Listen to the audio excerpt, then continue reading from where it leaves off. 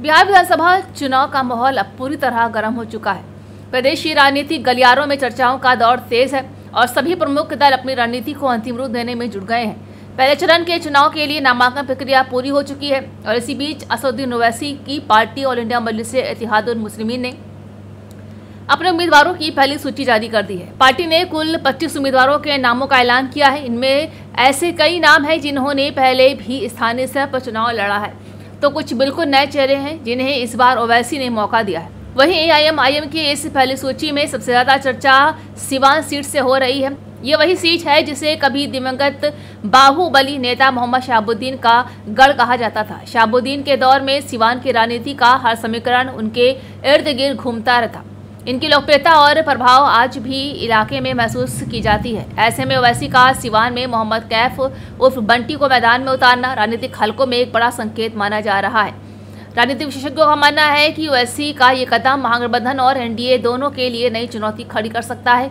जहां बिहार में मुसलमानों की आबादी करीब 17% है और कई विधानसभा सीटों पर वे निर्णायक भूमिका निभाते हैं। ओवैसी की पार्टी अब तक सीमांचल इलाके तक ही सीमित मानी जाती थी, लेकिन इस बार एआईएमआईएम का फोकस सीमांचल से निकलकर बिहार और सारण सिवान इलाके की ओर बढ़ता दिख रहा है। एआईएमआईएम के प्रदेश अध्यक्ष अख्तरुल ईमान ने उम्मीदवारों की सूची जारी करते हुए कहा है कि पार्टी बिहार के हर वर्ग की आवाज बनना चाहती है। उन्होंने कहा है कि ओवैसी की राजनीति नफरत नहीं बल्कि हक और इंसाफ की राजनीति है।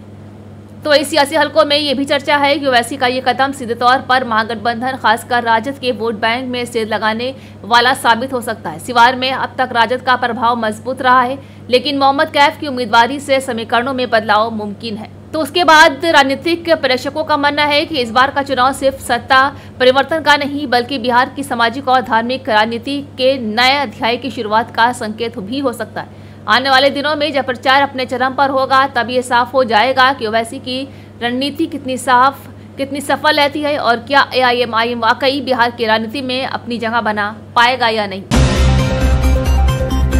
बिहार की सियासत में एक नया मोड़ आ गया है, जहां कांग्रेस के वरिष्ठ नेता और राजस्थान के पूर्व मुख्यमंत्री अशोक गहलोत ने बिहार चुनाव में महागठबंधन की ओर से तेजस्वी यादव को मुख्यमंत्री पद का चेहरा घोषित करने का ऐलान किया है। गहलोत ने कहा है कि तेजस्वी यादव बिहार के युवाओं की उम्मीद है और उनके नेतृत्व में राज्य एक नई दिशा में आगे बढ़ेगा। उन्होंने दावा किया है कि जनता इस बार बदलाव के मूड में है और महागठबंधन भारी बहुमत से सरकार बनाएगा। उत्तर प्रदेश की सियासत में इन दिनों दिलचस्प राजनीतिक पोस्टर वॉर देखने को मिल रहा है। लखनऊ की सड़कों पर समाजवादी पार्टी के नए होर्डिंग्स ने सबका ध्यान खींच लिया है। इन होर्डिंग्स में ट्रेन के इंजन पर सपा प्रमुख अखिलेश यादव की तस्वीर लगी है। इस पर लिखा गया है कि 2027 में आएगी प्रबल सरकार। पार्टी ने इस नारे के साथ भारतीय जनता पार्टी के डबल इंजन सरकार के जवाब में अब प्रबल इंजन सरकार का नया राजनीतिक संदेश देने की कोशिश की है। सपा के इस नए प्रचार अभियान ने राजनीतिक हलकों में हलचल मचा दी है, जहाँ पोस्टर में अखिलेश यादव को एक ट्रेन के इंजन के रूप में दिखाया गया जो तेज रफ्तार से आगे बढ़ती दिखाई दे रही है। उसके ऊपर लिखा है कि प्रबल इंजन, जनता का इंजन, समाजवाद का इंजन। पार्टी कार्यकर्ताओं का कहना है कि संदेश जनता को बताने के लिए है कि अब यूपी को एक नया मजबूत और जनहित वाली सरकार की जरूरत है जो 2027 में सपा के रूप में लौटेगी। समाजवादी पार्टी के नेताओं ने कहा है कि बीजेपी ने बार बार डबल इंजन सरकार का नारा देकर विकास का दावा किया, लेकिन जमीन पर हालात अलग है।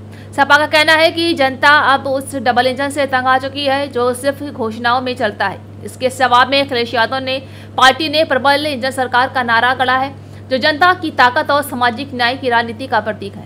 लखनऊ में लगाए गए नए होर्डिंग्स पर समाजवादी पार्टी के रंगों लाल और हरे का गहरा इस्तेमाल किया गया है। पोस्टर में अखिलेश यादव मुस्कुराते हुए दिखाई दे रहे हैं और उनके पीछे ट्रेन की लंबी लाइन दिखाई दे रही है। पार्टी प्रवक्ता राजेंद्र चौधरी ने कहा है कि प्रबल इंजन का मतलब है जनता की ताकत, किसानों की मेहनत और युवाओं की उम्मीदों से चलने वाली सरकार। उन्होंने कहा है कि इस इंजन को किसी पूंजीपति के सहारे की जरूरत नहीं है बल्कि आम जनता की इच्छा शक्ति से चलेगा। लखनऊ के बंथरा थाना क्षेत्र के हरौनी गांव में कक्षा 10 की एक छात्रा ने आत्महत्या कर ली है। ज्योति की बुधवार देर रात इलाज के दौरान ट्रामा सेंटर में मौत हो गई। पुलिस के अनुसार ज्योति ने सोमवार 20 अक्टूबर को पहले अपने हाथ की नस काट ली। इसके बाद वो कमरे में गई और पंखे के हुक से दुपट्टे के सहारे फांसी लगा ली। सूत्रों के मुताबिक ज्योति के घर में ही किसी बात को लेकर झगड़ा हुआ था। बताया जाता है कि इस झगड़े के बाद गुस्से में आकर उसने अपने हाथ की नस काट ली। परिवार वालों ने उसे समझाकर शांत किया, लेकिन जब मां नहाने चली गई तभी ज्योति ने कमरे का दरवाजा बंद कर फांसी लगाई। बंद दरवाजा देखकर बड़े भाई ने हथौड़े से तोड़कर अंदर झांका तो ज्योति पंखे से दुपट्टे के सहारे लटकी मिली। फंदे से उतारकर आनन-फानन में कटी बगिया स्थित एक निजी अस्पताल में ले जाया गया। वहां से गंभीर हालत में देखते हुए डॉक्टरों ने उसे अस्पताल और बाद में ट्रामा सेंटर भेज दिया, जहां उसकी मौत हो गई। उत्तर प्रदेश के मुख्यमंत्री योगी आदित्यनाथ ने अपने भाषण के दौरान कुछ ऐसा कहा जिसे सुनकर सभी हैरान रह गए। जी हां, ऐसे में बाजार से सामान खरीदने वाले करोड़ों लोगों पर सीएम योगी के इस बयान का असर पड़ेगा। उन्होंने क्या कहा है, आपको देखिए उनके इस बयान में। आप जब कोई सामान खरीदते हैं तो सामान खरीदते समय एक चीज जरूर देखिए, क्या उसमें हलाल सर्टिफिकेशन तो नहीं लिखा हुआ है। यानी हर वस्तु में हलाल सर्टिफिकेशन। हमने यूपी में बैन किया है। मुझे लगता है कि आज यूपी के उत्तर प्रदेश के अंदर कोई उसको खरीदने का या कोई बेचने का दुस्साहस नहीं करेगा। लेकिन आप आश्चर्य करेंगे, साबुन का भी हलाल, कपड़े का भी हलाल, दियसलाई का भी हलाल। मैं बहुचक था, एक अधिकारी बोला साहब इसमें, मैंने कहा भी देखो नहीं एक षड्यंत्र है भाई। मैंने कहा माचिस तो झटका वाला है, आप एक झटके में लगाएंगे तो तभी आग जलेगा, आप हलाल करते रहेंगे तो कभी जलेगी नहीं वो माचिस। तो मैंने कहा इससे बड़ा झूठ क्या हो सकता है। आप सोचो, और हमने जब कार्रवाई प्रारंभ की 25,000 करोड़ रुपए देश के अंदर हलाल सर्टिफिकेशन से होता है और भारत सरकार की या राज्य सरकार की किसी भी एजेंसी ने उन्हें मान्यता नहीं दी है। इस सारा का सारा पैसा आतंकवाद के लिए, लव जिहाद के लिए और धर्मांतरण में दुरुपयोग होता है। और इसीलिए उत्तर प्रदेश ने इसके खिलाफ बड़ी कार्रवाई प्रारंभ की है कि हलाल सर्टिफिकेशन के नाम पर भारत के उपभोक्ताओं का शोषण करने वालों के खिलाफ सख्त कार्रवाई होनी ही चाहिए। और इस कार्यक्रम को हमें भी सतर्कता पूर्वक देखना चाहिए। कोई सामान खरीदते हैं तो जरूर देखिए कि जीएसटी हमें देना है, लेकिन यह भी देखिए कि हलाल सर्टिफिकेशन के नाम पर एक फूटी कौड़ी भी नहीं देनी चाहिए, क्योंकि जितना पैसा जाएगा ये सभी के सभी पैसा आपके खिलाफ षड्यंत्र में वह जाने वाला है। और यही होता है।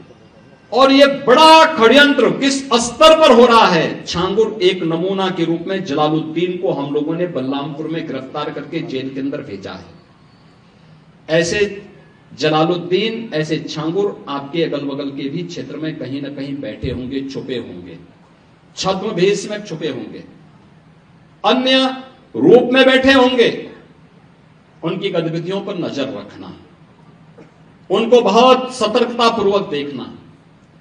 दूसरा, कुछ चीजें हैं जो हमें थोड़ा सतर्क होकर के देखना